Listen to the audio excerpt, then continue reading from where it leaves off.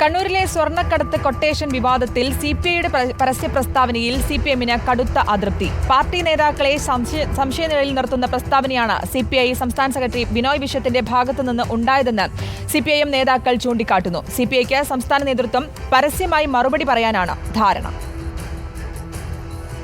വിപ്ലവ പാരമ്പര്യമുള്ള കണ്ണൂരിൽ നിന്ന് സ്വർണ്ണക്കടത്തിൻ്റെയും അധോലോക അഴിഞ്ഞാട്ടത്തിൻ്റെയും കഥകൾ പുറത്തുവരുന്നത് ചെങ്കൊടിക്ക് അപമാനമാണെന്നായിരുന്നു ബിനോയ് വിശ്വത്തിൻ്റെ പ്രസ്താവന.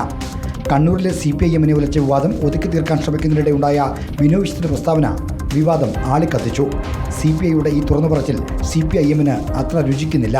പ്രസ്താവനയുടെ ഉള്ളടക്കത്തിൽ തന്നെ പ്രശ്നമുണ്ടെന്നാണ് സിപിഐഎം നേതാക്കളുടെ പരാതി. സിപിഐഎമ്മിൻ്റെ നേതാക്കൾ സ്വർണം പൊട്ടിക്കലിനെയും കൊട്ടേഷനെയും ന്യായീകരിക്കുന്ന സൂചന ഒളിപ്പിക്കുന്നതാണ് സിപിഐയുടെ പ്രസ്താവനയെന്നാണ് അവർ ചൂണ്ടിക്കാട്ടുന്നത്.